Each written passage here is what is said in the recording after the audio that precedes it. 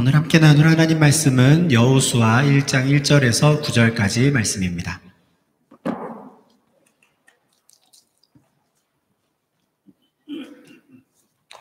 여호수아서 1장 1절에서부터 9절까지 말씀 함께 나누겠습니다. 구약성경 320면 정도에 있습니다. 찾으신 줄 알고 여호수아 1장 1절부터 9절까지 말씀 제가 봉독하겠습니다. 여호와의 종 모세가 죽은 후에 여호와께서 모세의 수종자 눈의 아들 여호수아에게 말씀하여 이르시되 내 종 모세가 죽었으니 이제 너는 이 모든 백성과 더불어 일어나 이 요단을 건너 내가 그들 곧 이스라엘 자손에게 주는 그 땅으로 가라. 내가 모세에게 말한 바와 같이 너희 발바닥으로 밟는 곳은 모두 내가 너희에게 주었노니 곧 광야와 이 레바논에서부터 큰 강, 곧 유브라데 강까지 해쪽 속의 온 땅과 또 해지는 쪽 대해까지 너희의 영토가 되리라. 내 평생에 너를 능히 대적할 자가 없으리니 내가 모세와 함께 있었던 것 같이 너와 함께 있을 것임이니라. 내가 너를 떠나지 아니하며 버리지 아니하리니 강하고 담대하라. 너는 내가 그들의 조상에게 맹세하여 그들에게 주리라 한 땅을 이 백성에게 차지하게 하리라. 오직 강하고 극히 담대하여 나의 종 모세가 내게 명령한 그 율법을 다 지켜 행하고 우로나 좌로나 치우치지 말라. 그리하면 어디로 가든지 형통하리니 이 율법책을 내 입에서 떠나지 말게 하며 주야로 그것을 묵상하여 그 안에 기록된 대로 다 지켜 행하라. 그리하면 내 길이 평탄하게 될 것이며 내가 형통하리라. 내가 내게 명령한 것이 아니냐. 강하고 담대하라. 두려워하지 말며 놀라지 말라. 내가 어디로 가든지 내 하나님 여호와가 너와 함께 하느니라 하시니라. 아멘. 여호수아 1장은 여호와의 종 모세가 죽은 후에라는 말로 시작합니다. 그럼 이 모세는 어떤 사람인가에 대해서는 요 1장 1절 바로 앞에 있는 신명기 마지막 구절이죠. 34장 10절부터 12절에서 확인할 수 있습니다. 그 후에는 이스라엘에 모세와 같은 선지자가 일어나지 못하였나니 모세는 여호와께서 대면하여 아시던 자요 여호와께서 그를 애굽 땅에 보내사 바로와 그의 모든 신하와 그의 온 땅의 모든 이적과 기사와 모든 큰 권능과 위엄을 행하게 하심에 온 이스라엘의 목전에서 그것을 행한 자이더라. 이게 모세에 관한 설명인데요. 모세는 430년간 애굽에서 종살이하던 이스라엘 백성들을 인도해낸 사람이었습니다. 그렇게 하기 위해서 그는 애굽 왕 바로 앞에서 10가지 기적을 행하기도 했지요. 이스라엘 백성들이 40년간 광야를 행군하였을 때에는 그들의 지도자, 인도자 역할을 했습니다. 그때 그는 홍해를 가르기도 했고 바위에게 명하여 물이 솟아나게 하는 또 기적을 보여주기도 했습니다. 무엇보다도 모세는 여호와께서 대면하여 아시던 자입니다. 여호와를 직접 만나서 얼굴을 마주하고 알았던 자라는 뜻이죠. 하나님께로부터 직접 십계명이 새겨진 돌판을 받은 사람이 바로 이 모세이고요. 우리가 지금 구약의 율법이라고 부르는 계명들을 하나님께로부터 직접 듣고 내려와서 기록한 사람, 그 사람이 바로 모세입니다. 이 정도의 일들을 했으니까 당연히 모세와 같은 선지자가 이후로는 나타나지 않았다라고 말할 수밖에 없죠. 그리고 당연히 이스라엘 백성들에게 있어서 이 모세라는 사람이 차지하고 있던 위상은 정말 대단했을 겁니다. 흔히 우리가 많이 의지하고 또 기대는 사람들을 정신적 지주 이렇게 부르기도 하는데 이런 말로도 부족했을 것 같고요. 아마 그들에게는 하나님과 같은 존재가 아니었을까 싶습니다. 물론 이런 말을 모세 본인이 직접 들으면 펄쩍 뛰고 난리가 나겠지만 신적인 존재라는 말 외에는 아마 그 당시에 모세의 위상을 표현할 수 있는 다른 말이 없을 것 같습니다. 그런데 오늘 본문 여호수아서는 바로 그와 같은 모세의 죽음에서부터 시작합니다. 모세가 죽었다라는 이 사실은 분명 온 이스라엘에게 큰 충격을 주었을 겁니다. 모든 이스라엘이 그의 죽음에 대해 슬퍼했을 것이고 애도했을 것이고요. 또 나아가 그들은 많은 절망과 혼란 또는 혼돈을 느끼기도 했을 것 같습니다. 왜냐하면 지금 이 상황이 모세가 죽은 이 상황은 오히려 모세가 가장 필요한 순간이었기 때문에 그렇습니다. 이제 눈앞에 있는 요단강을 건너면 바로 가나안 땅에 들어가게 되는데 40년간 그 꿈에 그리던 그 가나안 땅을 눈앞에 두고 모세를 잃어버리게 된 겁니다.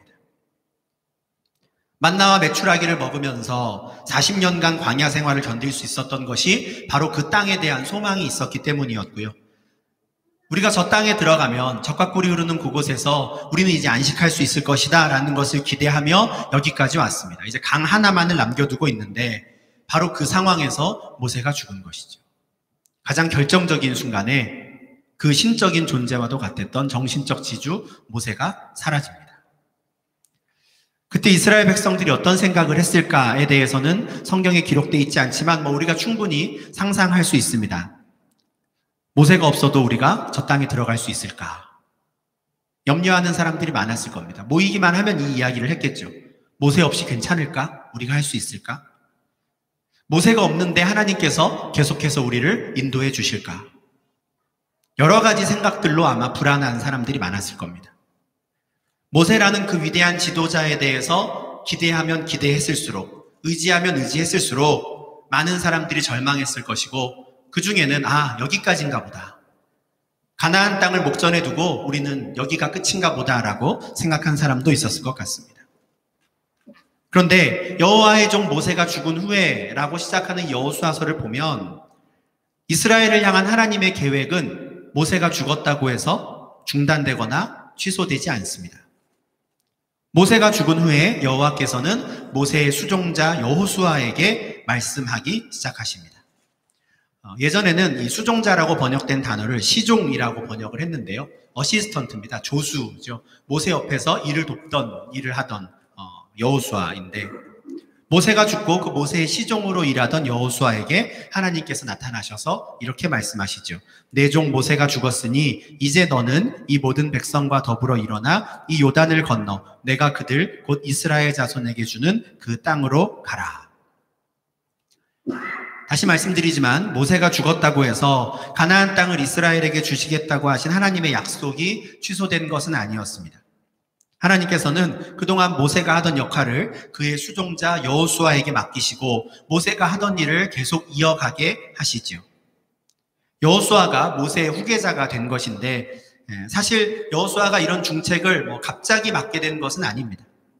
하나님께서 일찌감치 그를 모세의 후계자로 삼으셨지요. 민수기 27장 12절 이하의 내용을 보면 하나님께서 모세에게 너는 가나안 땅을 보기는 하겠지만 그 땅에 들어가지는 못한다라고 일찌감치 이야기하십니다. 그리고 너의 뒤를 이어서 여호수아가 이 백성들을 인도하게 될 테니 너는 그를 불러 안수하라라고 말씀하시죠. 그래서 실제로 모세는 여호수아를 불러서 그에게 안수합니다. 내가 죽으면 네가 나의 뒤를 이어 이 일을 해야 한다라고 말해주는 것이죠. 그러니까 여호수아는 자기가 그 일을 이어받아야 한다는 걸 이미 알고 있었습니다. 그런데 그런 날이 언젠가 올 것이야 라고 생각을 하고 있는 것과 실제로 그 날이 딱 오늘로 닥친 것은 차원이 다른 문제이죠. 여호수아는 분명 그런 날이 올 것이다 라는 것을 각오하고 있었을 겁니다. 그런데 실제 그 날이 왔고 이제는 하나님께서 자신에게 직접 말씀하시기 시작하는 그 순간 하나님의 음성을 듣는 그의 마음이 어땠을까요? 아마 심장이 막 쿵쿵 뛰었을 텐데 드디어 나의 때가 되었구나 하는 어떤 기대나 기쁨의 두근거림은 아니었을 것 같습니다. 두렵고 떨리고 내가 할 수 있을까 하는 그 불안한 마음의 두근거림이 아니었을까 싶습니다. 또한 하나님께서 이제는 여호수아에게 말씀하신다라는 걸 이스라엘 백성들이 알게 되었을 때 또 이스라엘 백성들은 어떻게 생각했을까요? 이제 그들 모두의 시선이 여호수아를 향하게 되었는데 어떤 마음으로 그들은 여호수아를 바라보았을까요? 아무리 오랫동안 모세의 시종으로 일하면서 옆에서 보고 배웠다고 해도 모세와 여호수아는 다른 사람입니다. 성격도 다르고요. 일을 처리하는 방식도 다를 겁니다. 아무리 여호수아가 용기가 있고 전쟁에 능한 사람이라고 해도 지금까지 그는 모세가 시키는 일을 수행하는 역할을 했었던 사람이지 그가 무엇인가를 결정하고 책임지는 역할을 했던 사람은 아니었습니다. 모세의 시종으로서의 여호수아와 이스라엘 백성들의 지도자로서의 여호수아는 다른 것이죠. 염려도 되고 기대도 되겠지만 무엇보다 우리의 그 위대한 지도자 모세를 잃은 그 빈자리를 여호수아가 얼마나 잘 메워줄 수 있을까, 아마 불안한 마음에 그렇게 바라보지 않았을까 싶습니다. 그런데 하나님께서는 마치 이런 상황을 그동안 기다리고 계셨던 것처럼 아무렇지도 않게 이제 너는 이 모든 백성과 더불어 요단을 건너 내가 그들에게 주는 그 땅으로 가라 라고 말합니다. 4절에서는 이제 여호수아가 이스라엘을 인도하여 그 땅에 들어가면 어디까지 그들이 땅을 차지하게 될 것인가 그 범위를 말씀해 주시는데, 이것은 신명기 1장 7절과 33장에서 모세를 통해서 이미 약속해 주셨던 그 땅의 범위와 똑같습니다. 위대한 지도자 모세는 죽었지만 하나님께서는 아무 일 없었다는 듯이 원래의 계획을 그대로 진행하시는 것이죠. 게다가 3절을 잘 보시면 하나님께서는 이미 여호수아와 이스라엘이 그 땅을 이미 받은 것과 다름없다라고 말씀하십니다. 너희 발바닥으로 밟는 곳은 모두 내가 너희에게 줄 것이다 라고 하지 않으시죠. 내가 너희에게 주었다 라고 하십니다. 이미 과거형입니다. 이미 그들이 받은 것과 다름없다 라고 말씀하시는 건데, 이것도 지금 여호수아의 어떤 두려움, 불안, 이스라엘 백성들의 염려에는 전혀 관심이 없으신 것처럼 보이는 말씀입니다. 이미 일이 다 끝난 것처럼. 정작 그 일을 해야 하는 사람들은 지금 뭐 어떻게 해야 될지 몰라서 안절부절인데 하나님은 이미 그 일이 다 끝난 것처럼 말씀하시는 것이죠. 그렇지만 하나님께서 이 정도의 말씀을 주시는 것은 여호수아나 이스라엘의 생각, 그들의 감정에 대해 무관심하셨거나 모르셨기 때문에 그런 게 아닙니다. 하나님께서는 그들이 염려하는 바에 대해 정확히 알고 계셨습니다. 그래서 5절에서 이렇게 약속하시죠. 내가 너를 떠나지 아니하며 버리지 아니할 것이다. 내가 너와 함께 할 것이니 너의 평생에 너를 대적하여 이길 사람은 없을 거야 라고 말씀하십니다. 이제 여호수아가 이스라엘 백성들을 이끌고 가나안 땅에 들어가면 하나님께서 그 땅에 벌어질 모든 전쟁에서 승리하게 하실 겁니다. 그러므로 하나님께서 보실 때 그들의 고민이 하찮은 것이어서 아무렇지도 않게 이제 너는 이스라엘과 함께 요단을 건너서 그 땅으로 가라라고 하신 게 아닙니다. 오히려 그들의 염려를 아시고 그에 대해서는 내가 책임질게 라고 하시는 것이죠. 넘어가면 너는 그 모든 대적들을 이길 수 있을 거야. 내가 너와 함께하니 걱정하지 마 라고 그 부분에 대해서는 미리 말씀해 주신 것이죠. 그러니 모세가 죽은 이 순간에 여호수아와 이스라엘이 해야 하는 일은 아주 단순하면서 분명합니다. 그것은 요단강을 건너가는 일입니다. 저 땅에 들어가서 우리가 어떻게 싸울 것인가 전략에 대해서 고민한다라든지 과연 우리가 모세 없이 가서 잘 싸울 수 있을까에 대해서 고민하는 게 그들의 역할이 아닙니다. 그들의 역할은 요단강을 건너가는 것이죠. 마음을 강하고 담대히 해서 그 강을 건너가면 됩니다. 그렇게 그들이 그 강을 건너가기만 하면 그 땅은 이미 이스라엘의 것이다 라고 하나님이 약속하신 것이죠. 그들의 조상들에게 그렇게 약속하셨고 이미 그들에게 주었다라고 다시 한번 말씀해 주셨습니다. 근데 하나님께서 요단강을 건너가라 라고 하시면서 강하고 담대하라 라는 말씀을 이제 6절, 7절, 9절에 계속 하시는데 왜 하나님이 계속 강하고 담대하라 라는 말씀을 하실까라는 그 부분을 한번 살펴보면 그렇게 말씀하시는 이유가 참 특별합니다. 사실 우리가 일반적으로 갖고 있는 이 여호수아서에 대한 이미지와 이 1장에 있는 강하고 담대하라 라는 구절이 연결이 되면 마치 이 말씀의 의미는 이제 앞으로 이들이 가나안 땅에 들어가서 계속해서 그 정복 전쟁을 치러야 할 텐데 그렇게 벌어질 전쟁들을 두려워하지 말라. 너희에게는 강하니 이길 수 있다라고 하시는 말씀처럼 생각할 수 있습니다. 그런데 7절과 8절에서 확인할 수 있는 강하고 담대하라는 이 구절의 의미는 그런 게 아닙니다.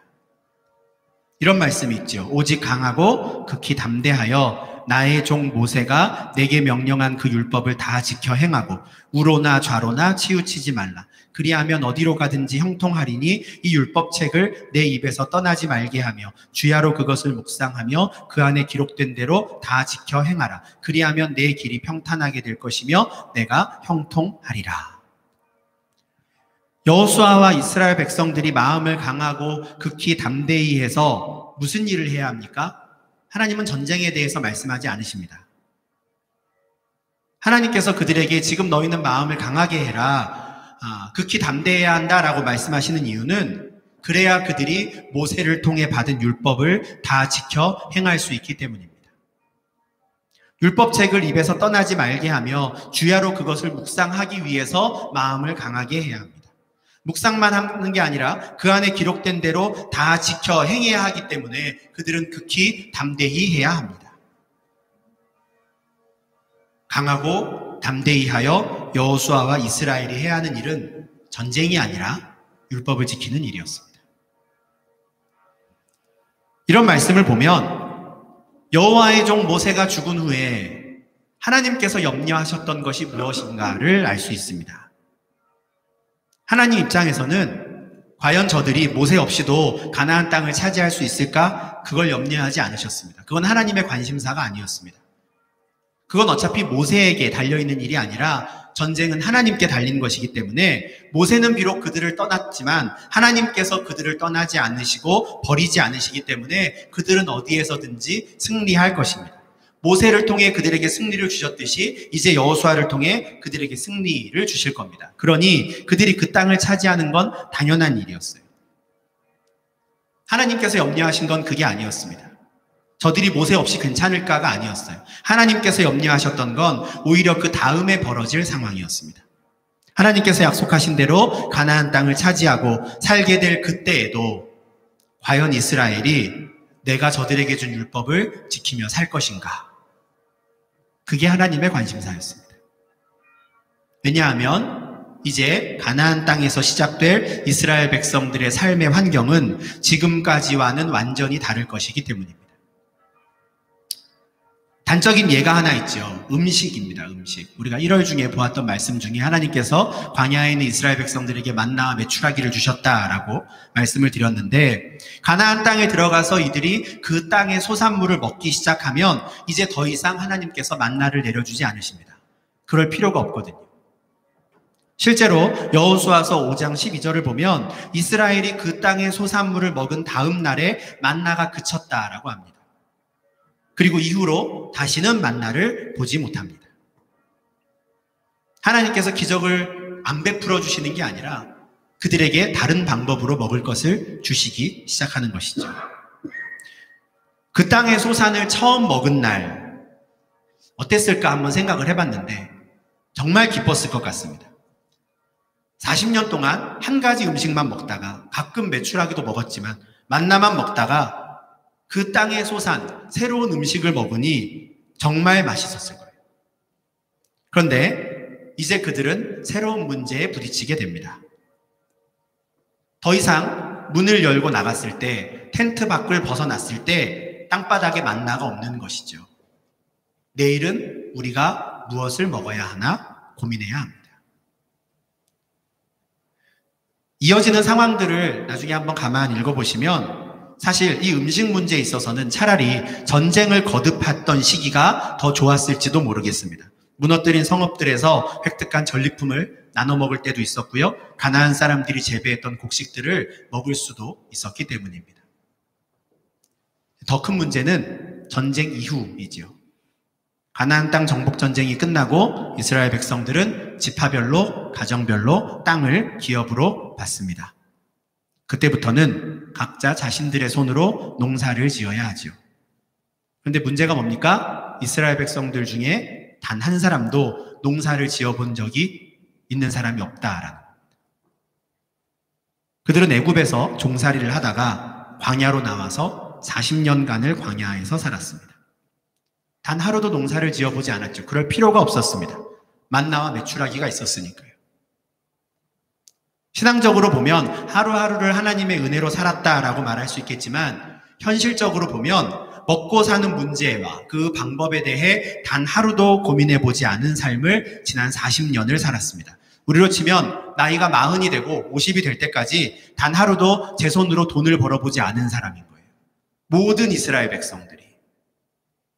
그런데 이제 이스라엘은 가나안 땅에 들어가서 정착하고 살아야 합니다. 우리 정착한다는 게 뭔지 알잖아요. 네덜란드에 왔을 때 정착하기 위해 얼마나 많은 일들을 해야 했습니까? 그걸 해야 하는 거예요. 그 와중에 농사 짓는 법도 익혀서 농사도 지어야 하고요. 농사가 안 맞는 사람들은 장사를 하고 싶으면 가게를 열어서 어떻게 장사해야 하는지도 배워야 합니다. 한 번도 해보지 않은 일들을 날마다 새로 해가며 어떻게든 그 일들을 해내야지만 우리 가족들이 먹고 살 수 있는 환경이 되는 것이죠. 40년 동안 텐트만 걷었다가 펼쳤다가 하고 있었는데 이제는 튼튼하게 집을 짓는 법도 배워야 하고요. 내가 받은 땅에서는 무슨 씨앗을 뿌려야 어떤 곡식이 잘 자라는지도 배워야 합니다. 시행착오를 줄이는 방법이 하나 있습니다. 이미 그 일에 대해서 잘 아는 사람한테 배우는 것이죠. 저는 이스라엘 백성들이 가나안 땅에 들어가서 이와 같은 현실적인 문제에 부딪혔다라고 생각합니다. 하나님께서는 분명히 모든 가나안 족속을 진멸하라 하셨는데 저들을 다 진멸하고 나면 제가 말씀드린 그 모든 내용을 혼자 해야 합니다. 나 혼자 수많은 시행착오를 겪어가며 삶의 방식들을 터득해 가야 하지요. 그런데 저들을 다 죽이지 않는다면, 가나안 족속이 남아있다면 저들로부터 쉽게 배울 수 있지 않을까? 우리 땅에는 어떤 곡식이 잘 자라는지, 이 땅에서는 어떤 재료들로 집을 지으면 되는지 우리가 금방 배울 수 있지 않을까 한 것이죠. 저는 이스라엘 백성들이 가나안 사람들을 전부 진멸하지 않았던 이유가 이것이라고 생각합니다. 시행착오를 줄이고 싶었던 것이죠. 합리적이고 이성적인 방법이라고 할 수는 있습니다. 그러나 이어지는 상황은 정작 전쟁에서 승리한 것은 이스라엘인데 오히려 이스라엘이 가나안 사람들로부터 무엇인가를 계속 배워야 하는 상황이 이어진다는 것이죠. 그게 문제였습니다. 그러면 하나님의 율법은 어떻게 될까요? 더 이상 만나가 내리지 않고 농사를 지어야 내가 먹고 살 수 있는 상황이 되었을 때에도 그들은 하나님의 율법을 그들의 입에서 떠나지 말게 하고 주야로 그것을 묵상하여 그 안에 기록된 대로 다 지켜 행할 수 있을까요? 모세가 그들에게 명령한 그 율법을 다 지켜 행하고 우로나 좌로나 치우치지 않을 수 있을까요? 그렇지 못할 가능성이 훨씬 큽니다. 지금은 말씀을 읽을 때가 아니라 좀 더 실용적인 것을 배워야 할 때야 라고 모든 사람들이 생각했겠죠. 튼튼하게 집 짓는 법을 배워야 하고 농사 짓는 법을 배워야 하고 그릇을 만드는 법을 배워야 우리가 여기서 살 수 있기 때문입니다. 그리고 그 순간부터 그들의 시선은 율법에서 점점 멀어지게 됩니다. 왜냐하면 지금은 율법이 중요한 때가 아니니까요. 그리고 그들은 열심히 가나안 사람들의 삶의 방식을 배우고 흉내내기 시작할 겁니다. 나아가 그들은 그들이 섬기던 신들도 함께 섬기게 될 것입니다. 왜냐하면 그것이 그들의 농사 방법이었고 삶의 방식이었기 때문입니다. 가나안 사람들은 그 땅에서 풍요롭게 살려면 곡식을 뿌린 후에 바알에게 제사를 지냅니다. 그러면 그 해에 풍년이 든다라고 생각해요. 그러니 이스라엘 사람들에게도 그와 같은 농사 방법을 가르쳐 주었겠죠. 씨를 뿌리고 바알에게 절해라. 물론 그렇다고 해서 이스라엘이 여호와 하나님을 완전히 버리거나 떠날 필요는 없습니다. 이스라엘이 가나안을 점령했다라는 건 어쨌든 이스라엘의 신이 가나안의 신보다 더 강하다는 것을 입증한 것이기 때문입니다. 다만 여호와 하나님은 전쟁에 능하신 신이고 광야의 전문가이지만 농사에는 잘 효과가 없는, 가나안 땅에서 농사를 짓고 아들을 딸을 많이 낳고 살기에는 여호와로는 뭔가 부족한, 그러기 위해서는 가나안의 신 바알을 섬겨야 한다라고 배우게 되고 그렇게 따라가게 되는 것이죠. 이것이 바로 하나님께서 염려하신 상황이었습니다. 하나님은 이미 이후에 벌어질 일들을 아시고 아직 요단강을 건너지도 않은 이스라엘 백성들 여호수아에게 그래서 이 말씀부터 하시는 겁니다. 너희가 마음을 강하게 먹어야 한다. 담대히 해야 한다. 그래야 가나안이라고 하는 그 새로운 삶의 환경에서도 변함없이 나의 말을 너희 입에 머물게 할 것이다 하는 것이죠. 막상 먹고 사는 문제에 딱 부딪히게 되었을 때 하나님의 말씀을 주야로 묵상하는 게 쉽지 않다는 것을 아셨기 때문에 처음부터 강을 건너기도 전부터 오직 강하고 극히 담대하라 라고 여러 차례 당부하고 또 당부하시는 겁니다. 가나안 땅에 들어가서 자신들의 방식대로 농사를 지으라고 말하는 그들의 소리를 듣게 될 텐데, 자신들의 방식대로 장사를 해야 성공한다고 말하는 가나안 사람들의 말을 듣게 될 텐데, 그때에도 하나님의 말씀대로 지켜 행할 수 있도록 강하고 담대하라고, 두려워하지 말라고 말씀하시는 것이죠. 하나님께서 여호수아와 이스라엘에게 바라셨던 용기는 전쟁터에 나가서 싸움을 하기 위해 필요한 용기가 아니었습니다. 오히려 전쟁에 대해서는 염려할 필요가 없었지요. 하나님께서 그들의 평생에 그들을 능히 대적할 자가 없게 하실 것이기 때문입니다. 하나님께서 그들에게 바라셨던 용기는 바로 여호와의 율법을 지키고자 하는 용기입니다.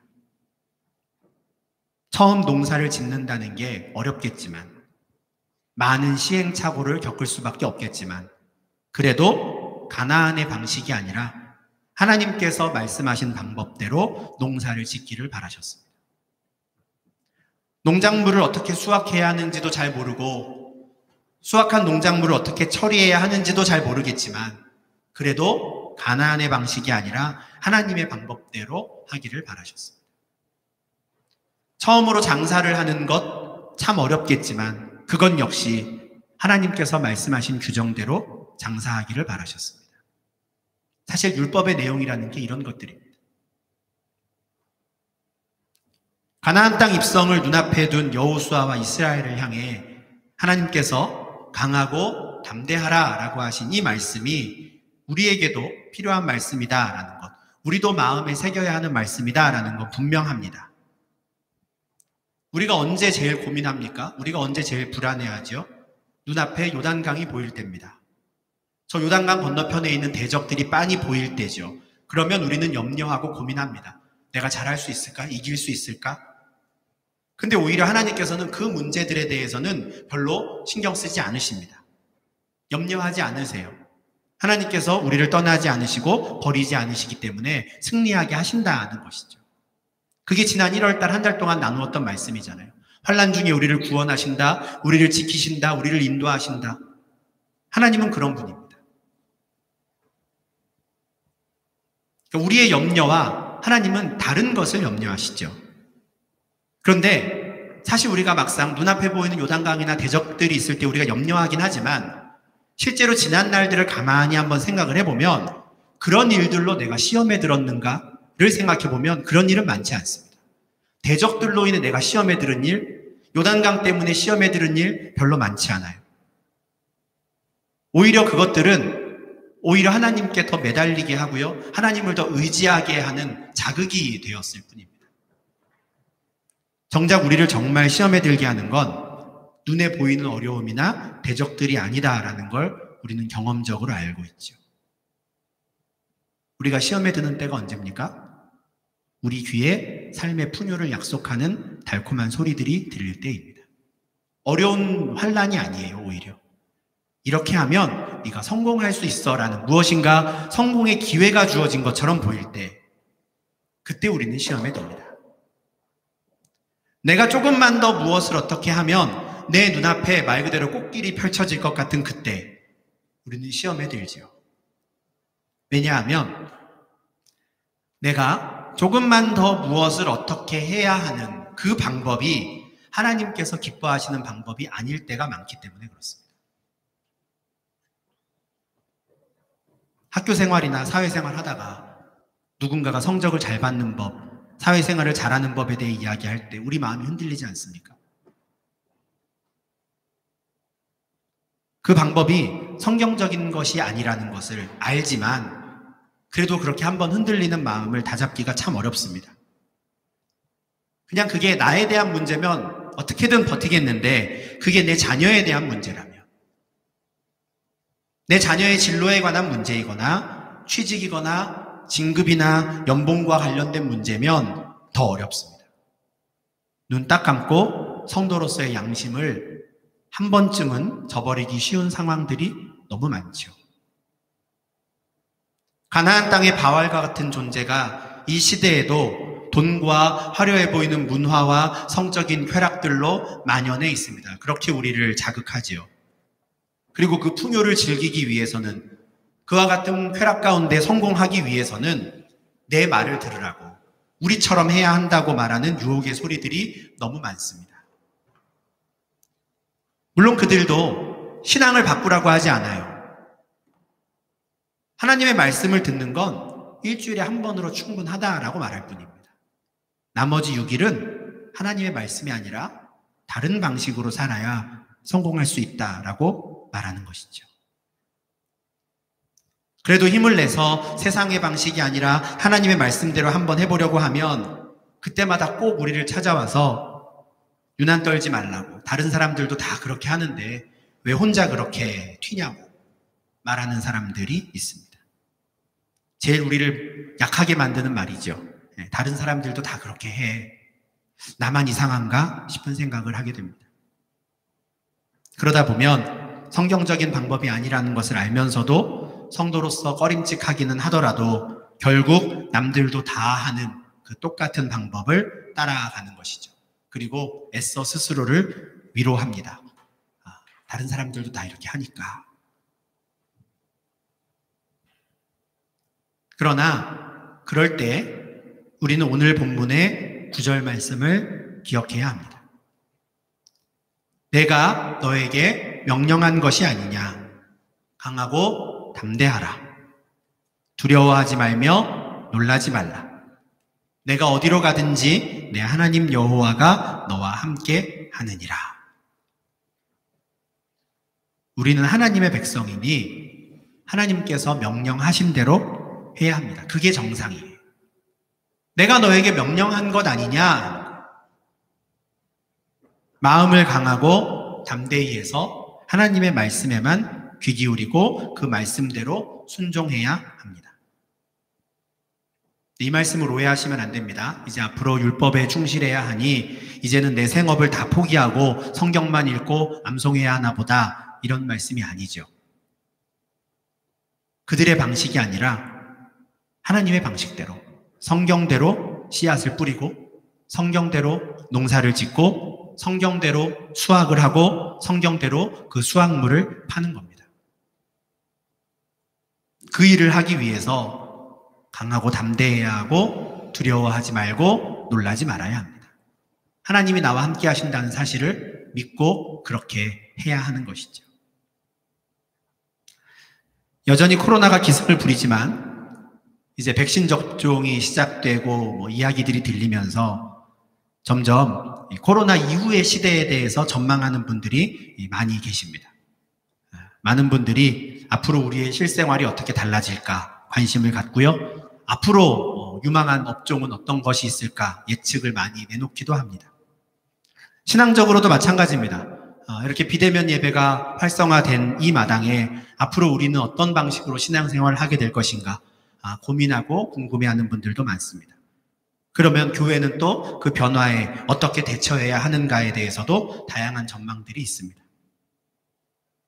그런데 오늘 말씀을 보니까 우리가 관심을 기울이고 신경 써야 하는 것은 코로나 이후의 삶의 방식에 대한 게 아닙니다. 지금과 다른 새로운 환경에서 새로운 형태의 삶을 살게 된다고 해도 크게 문제될 것은 없습니다. 개인마다 적응하는 데 걸리는 시간은 차이가 있겠지만 결국 우리 모두는 그 새로운 형태의 삶에 적응하게 될 겁니다. 우리가 지난 1, 2년 사이에 마스크를 쓰는 거에 얼마나 빨리 적응했는가를 보면 알 수 있죠. 어떤 방식이 나오든 그냥 거기에 우리는 적응하며 살 겁니다. 그러니까 우리가 지금부터 신경을 써야 하는 것은 코로나 이후에도 우리는 여전히 하나님의 말씀을 우리 입에서 떠나지 말게 하며 주야로 그것을 묵상하여 그 안에 기록된 대로 다 지켜 행할 수 있을 것인가. 이 점을 우리는 고민해야 합니다. 누군가는 분명 새로운 환경에 적응하기 위해, 새로운 환경에서 성공하기 위해서는 자신들의 방식을 따라야 한다라고 말할 겁니다. 그러나 그때에도 우리가 하나님의 말씀을 다 지켜 행하며 우로나 좌로나 치우치지 않을 수 있을 것인가에 대해 우리는 지금부터 관심을 기울여야 합니다. 지금부터 마음을 강하게 해야 하고요. 지금부터 극히 담대히 해야 합니다. 더구나 이제 내일부터는 새로운 한 달이 또 시작됩니다. 오늘이 벌써 1월 마지막 날이에요. 2021년이 벌써 한 달이 지나갔는데요. 우리는 어떤 일이 벌어질지 모르는 새로운 한 달을 다시 시작합니다. 그러나 두려워하지 마시고 놀라지 마시기 바랍니다. 하나님께서는 우리를 떠나지 아니하시고 버리지 아니하신다 했으니 괜찮을 겁니다. 우리가 어디를 가든지 함께 하시는 그 하나님을 믿고 강하고 담대한 마음을 가지시길 바랍니다. 하나님은 우리를 열심히 건지시고 구원하시고 지키시고 보호하세요. 그럼 우리가 할 일이 있죠. 우리는 마음을 강하고 담대히 하여 하나님께서 우리에게 명령하신 것을 지키는 겁니다. 그게 우리가 할 일이죠. 정말 말 그대로 하나님의 말씀대로 살아가는 성도님들이 되시기를 바랍니다. 언제나 하나님의 말씀에 귀 기울이며 하루하루를 살아가며 우로나 좌로나 치우치지 않는 주의 백성들이 되시기를 간절히 소망합니다.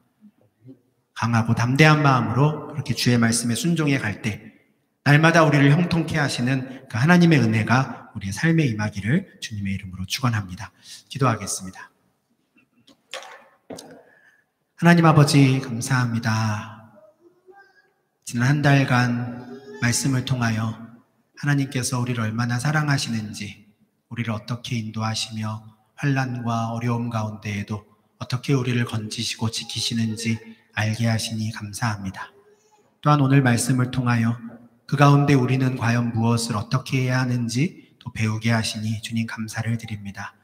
주께서 우리에게 명령하신 것을 지킬 수 있도록 우리가 마음을 강하게 할 수 있게 하시고 담대히 하게 하시며 두려워하지 않고 놀라지 않고 오직 주님과 동행하는 하루하루의 삶이 되게 하여 주시옵소서.